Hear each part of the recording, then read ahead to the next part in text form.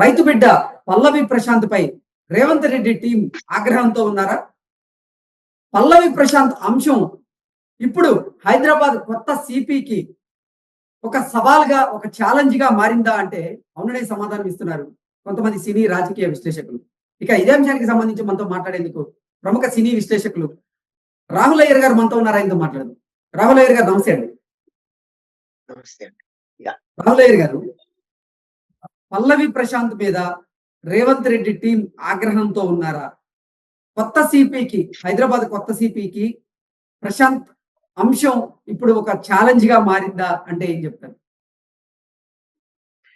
Obvious గా అండి. ఎందుకంటే ఎలక్షన్స్ గెలిచి కొత్త గవర్నమెంట్ ఫార్మ్ అయ్యాక ఇంత హై రేంజ్ లో పోలీసులు రెచ్చగొట్టడం, ఒక పర్సన్ పోలీసులు రెచ్చగొట్టడము, పోలీసు వాహనాన్ని ధ్వంసం చేయడము, పోలీసు మాటల్ని పెడచెవిన పెట్టడము, అది వినకుండా మళ్ళీ వచ్చి పోలీసుల మీద ఫైర్ అవ్వడము, ఆయనే కాకుండా ఆయన అనుచరులు, ఆయన ఫ్యాన్స్ ఇవన్నీ చేయడం కూడా చాలా ఇబ్బందికరంగా అనిపించింది. ఎందుకంటే కొత్త గవర్నమెంట్ వచ్చాక వాళ్ళు అనుకున్నది ఏంటి? ఏ గొడవలు జరగకూడదు. అందులో న్యూ ఇయర్ రాబోతోంది. దానికి ఆంక్షలు పెట్టాలి. ఎట్లా జరగాలి? ఏంటి? శాంతి భద్రతలకు సంబంధించి ఎటువంటి విఘాతాలు జరగకూడదనేది వాళ్ళ ప్రయత్నం. కానీ ఆ రోజు చూసుకున్నట్లయితే శాంతి భద్రతలకు అంశాలకు సంబంధించి కొంచెం ఇష్యూ వచ్చినట్లుగా కూడా వాళ్ళు భావించారు. బస్సులను దగ్ధం కొంచెం కాదండి. చేశారు ప్రశాంత్‌కి సంబంధించినటువంటి ఫ్యాన్స్. అలాగే మీడియా మీద రాళ్లు రువ్వారు. పోలీసుల మీద రాళ్లు రువ్వారు. పోలీసుల మీద దాడి చేసేందుకు ప్రయత్నం చేశారు. ఇటువంటి అంశాలన్నీ లా అండ్ ఆర్డర్ ఇష్యూకి దారి తీసేలాగా వాళ్ళు ప్రవర్తించారంటూ కూడా కొన్ని వార్తలు బయటకు వచ్చిన నేపథ్యంలో అసలు ఏంటి రేవంత్ రెడ్డి టీం నిజంగా పల్లవి ప్రశాంత్ మీద ఆగ్రహంగా ఉందా అంటే ఏం చెప్తారు? రేవంత్ రెడ్డి టీం అనే కాదండి. ఆ గవర్నమెంట్ ఎవరున్నా కూడా శాంతి భద్రతలకి అన్యాయం జరుగుతోంది. జనాలకు అన్యాయం జరుగుతోంది. జనాలకి ఇబ్బందులు జరుగుతున్నాయి. అక్కడికొచ్చిన మీడియా వాళ్ళకి ఇబ్బందులు జరుగుతున్నాయంటే ఆబ్వియస్ గా రియాక్ట్ అవుతారు. నీకొకసారి చెప్తాం, బుజ్జగించాం నాన్న, నువ్వు వెళ్ళిపో, మళ్ళీ పెట్టుకో. మేమొచ్చి నీకు సెక్యూరిటీగా ఉంటాం. సరే, ఫస్ట్ ఆఫ్ ఆల్ ఇవన్నీ పక్కన పెడితే నువ్వు ర్యాలీ చేయడానికి నీకు పర్మిషన్ ఎవరిచ్చారు? మీ తమ్ముళ్ళకి ఇచ్చారా? నీ అనుచరులకి ఇచ్చారా? నీ ఫ్యాన్స్ కి ఇచ్చారా? పెట్రోల్ తీసుకురావడం ఏంటండి? పెట్రోల్ తీసుకొచ్చి తగలెట్టేస్తామని పోలీసు వాహనం మీద పెట్రోల్ పోసిన దాఖలాలు ఉన్నాయి. మనుషులకి కాళ్ళు ఎరక్కొట్టారు. మనుషులని రాళ్ళెత్తి కొట్టారు.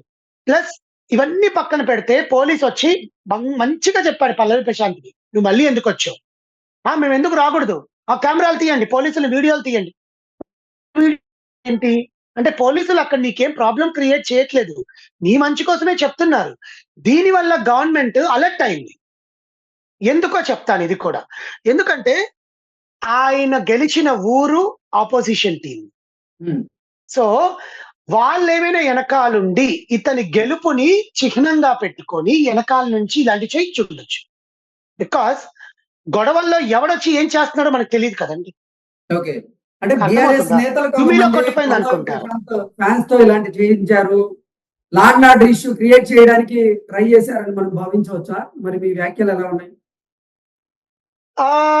Law and order issue create చేయడానికి ఇలాంటి చేయించుండొచ్చా అంటే వాళ్ళు ఇంత ఎక్స్పెక్ట్ చేసుంటారేమో. Might be. ఎందుకంటే పల్లవి ప్రశాంత్ ఒక రియాలిటీ షోకి సంబంధించింది, రాజకీయాలకి కాదు. కానీ ఆ ఊర్లో ఉంటారు కదండి, ఆయనకు కూడా తెలిసిన వాళ్ళు ఉంటారు కదా. వీళ్ళంతా ఏంటంటే పిఆర్లను పెట్టుకొని వస్తారు బయట. పిఆర్లు అంటే వీళ్ళ తరఫున ఓటింగ్ చేయించే వాళ్ళు అన్నమాట. దాంట్లో రాజకీయ నేతలు ఉండొచ్చు, ఎడ్యుకేషనల్ ఇన్స్టిట్యూషన్స్ ఉండొచ్చు, సాఫ్ట్వేర్ కంపెనీస్ ఉండొచ్చు, అగ్రికల్చర్ డిపార్ట్మెంట్స్ కూడా ఉండొచ్చు. సో వీళ్ళల్లో ఎవరైనా సంబంధించిన వాళ్ళు ఆ అపోజిషన్ పార్టీ వాళ్ళు కూడా అయి ఉండొచ్చు. అయినప్పుడు ఏమవుతుంది? ఒక్కసారి నిప్పు రాజుకున్నప్పుడు ఆద్యం పోయడానికి చాలా మంది వస్తారు. వాళ్ళలో వీళ్ళు కూడా ఉండొచ్చు అనేది జనాలు మాట్లాడుకుంటున్నారు ఇప్పుడు. దీని వల్ల పోలీస్ యాజమాన్యం స్ట్రిక్ట్ అయింది. ఎందుకంటే గవర్నమెంట్ వచ్చి పట్టుమని 10 రోజులు కాలేదు. కరెక్టే కదా, గవర్నమెంట్ ఫామ్ అయింది.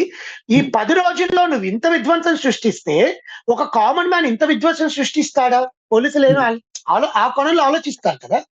సో దీని వెనకాల ఎవరున్నారు? ఎందుకంటే చాలా వీడియోల్లో కూడా పల్లవి ప్రశాంత్ ఈ 2-3 రోజులు జరిగిన వీడియోల్లో కూడా ఒక బీఆర్ఎస్ నేత పింక్ కలర్ వేసుకొని నిలబడుకోనున్నాడు పక్కన, representing the opposition team. Why? ఒక రియాలిటీ షో, ఎంటర్‌టైన్‌మెంట్ షో‌లో నువ్వు హ్మ్. పాలిటిక్స్ ఎందుకొచ్చాడు ఆయన? ఆయన నీ హ్మ్. అన్న కావచ్చు, తమ్ముడు కావచ్చు, ఏమైనా కావచ్చు. బట్ అవును. You should not represent with that party గుర్తు ఆర్ ఎల్స్ ఏదైనా కూడా అది తప్పు. ఒక హ్మ్. మీడియాలో నువ్వు పాలిటిక్స్ గురించి రిప్రజెంట్ చేసినప్పుడు ఉండొచ్చు. ఒక రియాలిటీ షో, ఎంటర్‌టైన్‌మెంట్ షో జనాలు ఏదైనా మాట్లాడుతున్నారంటే నువ్వు అది రిప్రజెంట్ చేయడం తప్పు. చాలా వీడియోల్లో ఉందది. సెకండ్ థింగ్ దీనికి వాళ్ళకి సంబంధం ఉందా అంటే ప్రత్యక్షంగా ఉండకపోవచ్చండి. ఆ పగ, ఆ ఆజ్యం నాకు చెప్పాను కదా! ఆజ్యం పోసే దాంట్లో వాళ్ళ ఫింగర్స్ ఏమైనా పెట్టుండొచ్చేమో. కానీ కంప్లీట్‌లీ దే డోంట్ డూ. అంత అపోజిషన్ పార్టీ అంత వీక్ ఏం కాదండి. ఒక్క రియాలిటీ షో విన్నర్‌ని పెట్టుకొని ఇలా చేయడానికి. బట్ దీని వల్ల మాత్రం రేవంత్ రెడ్డి గారికి కానీ మన తెలంగాణ సీఎం టీమ్‌కి కానీ వచ్చిన 10 రోజుల్లోనే ఇది జరగడం ఏంటి అనే దాంట్లో పోలీసులు చాలా సీరియస్‌గా తీసుకున్నారు ఈ మ్యాటర్‌ని. పల్లవి ప్రశాంత్‌ని అరెస్ట్ చేస్తారా? లేకపోతే వాళ్ళ తమ్ముడిని అరెస్ట్ చేస్తారా? అనుచరులను అరెస్ట్ చేస్తారా పక్కన పెడితే, it is a very serious issue happening for piece. ఒక శాంతి భద్రతకు సంబంధించిన సమస్య. జనాలు రోడ్డు మీదకెళ్తే ఎవడొచ్చి ఎట్లా కొడతాయి? ఇప్పుడు రోడ్డు మీద టీ తాగుతూ మాట్లాడుకుంటుంటాం కృష్ణ గారు. పల్లవి ప్రశాంత్ ఇలా అంట్రా అంటే ఎనకాల నుంచి ఎవడన్నా కొడితే హ్మ్. అట్లయిపోయింది పరిస్థితి. టీ షాప్ దగ్గర కూడా మాట్లాడుకోలేని పరిస్థితి అయిపోయింది. ఎందుకంటే మన న్యూస్ అంతా మాట్లాడుకునేది జనరల్‌గా టీ షాపుల దగ్గర కూర్చొనో, కాఫీ తాగుతూనో, ఇలా జరిగింది, నిన్న ఇలా జరిగిందని మాట్లాడుకుంటాం. అలాంటి ప్లేసెస్‌లో కూడా ఇప్పుడు ఈ పల్లవి ప్రశాంత్ మ్యాటర్ మాట్లాడితే మనకేం జరుగుద్దా? అనే పొజిషన్‌లో జనాలున్నప్పుడు ఆబ్వియస్‌లీ పోలీస్ టీమ్‌కి పల్లవి ప్రశాంత్ అంశం అనేది ఒక ఛాలెంజింగ్ కేస్ ఇంకొకసారి ఇది రిపీట్ అవ్వకూడదు. అది ఎవరైనా కూడా. హ్మ్. అది పాలిటిక్స్‌గా కావచ్చు, ఎంటర్‌టైన్‌మెంట్‌గా కావచ్చు, ఒక కామన్ మ్యాన్ కావచ్చు. ఎటువంటి డిపార్ట్‌మెంట్ అయినా కావచ్చు. ఆహ్, ఒక్క పర్సన్ వల్ల 10 మంది ఇబ్బంది పడ్డారు. అది ఇంకొకసారి జరగకూడదు ఈ గవర్నమెంట్.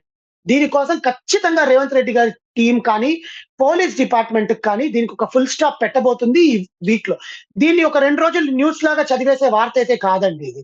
హ్మ్. లేకపోతే ఇన్ని రోజులు పోలీసులు ఇప్పుడు ఒక కేస్ ఎఫ్ఐఆర్ ఫైల్ చేశారంటే 24 అవర్స్‌లో కోర్ట్ ముందు ప్రెజెంట్ చేయాలి. హ్మ్. ఎవరిని ప్రెజెంట్ చేస్తారు? విచారించే కదా ప్రెజెంట్ చేస్తారు. అవును. ఇన్వెస్టిగేషన్ చేస్తారు కదా! చేయడానికొచ్చినప్పుడు అంత పెద్ద ఇష్యూ అయితేనే కదా ఎఫ్ఐఆర్ ఫైల్ చేస్తారు. పోలీసులు అవును. పిచ్చోళ్ళు కాదు కదండీ జనరల్లీ. మనం మాట్లాడుకున్నట్టుగా ఎవరు మాట్లాడరు కదా! So, it is a very big issue happened. అది పల్లవి ప్రశాంత్ తెలుసుకోలేకపోతున్నాడు. తన వల్ల ఏం జరిగింది? తన ఫ్యూచర్‌కి ఏం ప్రాబ్లమ్ అవుద్ది? నా రైతులు, నా గ్రామం, నా పొలం అంటాడే. అదే గవర్నమెంట్ వచ్చి నీ కెరియర్‌ని, నీ పొలానికి ఏమైనా ఇబ్బంది పెడితే పరిస్థితేంటి? బికాజ్ హ్మ్. నువ్వు గవర్నమెంట్‌ని ఇబ్బంది పెట్టావు. నువ్వు గవర్నమెంటోళ్ళ మీద ఇంకా నయమండి కొట్టలేదు. కొట్టుంటే బావుండేదనిపించింది కొంతమందికైతే. హ్మ్. సీ వాళ్ళు కూడా పోలీసులు ఒక సెలబ్రిటీకి ఎంత వాల్యూ ఇవ్వాలో అంత వాల్యూ ఇచ్చి అక్కడితోనే ఆగిపోయారు. హ్మ్. బికాజ్ నువ్వు చొక్కా పట్టుకొని నువ్వు పదరా ముందు పోలీస్ స్టేషన్‌కి మా చెప్పిన మాటలు వినొద్దు అంటే, అతని పరువేం కావాలి పల్లవి ప్రశాంత్‌ది? "నువ్వెళ్ళవయ్యా బాబు! నీ వల్ల ప్రాబ్లమ్ అవుతుంది. నీకు కూడా కొడతారు. నిన్ను కూడా కొడతారు. నీ మీద కూడా పెట్రోలేస్తారు. నువ్వు ఇంటికి పోవయ్యా" అంటే, వినకుండా బయటకొచ్చి ఆ గజమాలలేసుకొని, అవేదో ఫైర్‌లు పట్టుకొని ఇట్లా చేస్తూ నేను రైతు బిడ్డనని తొడగొట్టి మీసం తిప్పడం. తొడగొట్టి మీసం తిప్పడం ఎవరికి ఛాలెంజ్ చేస్తున్నారు గవర్నమెంట్‌కా? కరెక్టే కదా! నువ్వు షోలో ఉన్నప్పుడు తొడగొట్టి మీసం తిప్పు. 100 మందికి. బయటకొచ్చి నువ్వు ఎవడికి ఛాలెంజ్ చేస్తున్నావు ఇది? You are directly challenging to public and the government. It is incorrect. నేను 'బిగ్ బాస్' షోలో ఉన్నంత కాలం నేను 'బిగ్ బాస్' అనలిస్ట్ చేసినప్పుడు అతను ఆడే గేమ్ గురించే చెప్పాను. హ్మ్. కానీ బయటకొచ్చాక నేను కూడా ఒక హ్యూమన్. హ్మ్. రేపొద్దున రోజున నేను మాట్లాడినప్పుడు నాకు కూడా జరగొచ్చు. మీకు కూడా జరగొచ్చు. ఓకే. సో, ఇటువంటివన్నీ పెట్టుకోవాలన్నమాట తను. So, okay. దీనివల్ల రాహుల్ రేవంత్ గారు రెడ్డి గారి టీమ్ కొంచెం అంటే సీరియస్‌గా తీసుకున్నారు. రాహుల్ గారు పల్లవి ప్రశాంత్ విన్నర్‌గా నిలిచిన తర్వాత హరీష్ రావు గారు పల్లవి ప్రశాంత్‌కి కాల్ చేసి కంగ్రాచ్యులేట్ చేశారు అంటూ కూడా ఒక వార్త బయటకొచ్చింది. ఏంటి నిజంగానే హరీష్ రావు గారు పల్లవి ప్రశాంత్‌కి కాల్ చేసి కంగ్రాచ్యులేట్ చేశారా అంటే ఏం చెప్తారు? లేదండి. అలాంటిదేమి అయ్యుండదు. బికాజ్ వాళ్ళు ఇప్పుడుండే దాంట్లో టీవీ షోలో ఒక విన్నర్‌కి ఫోను జేసి చెప్పాలి. మైట్ బీ ఆ గజ్వేల్ ప్రాంతంలో ఎప్పుడైనా ఇతను వెళ్లి, "సార్ నేనిట్లా గెలిచానండి. ఇదండి. నేను రైతులకి చేయాలనుకుంటున్నాను. నాకింత డబ్బొచ్చింది.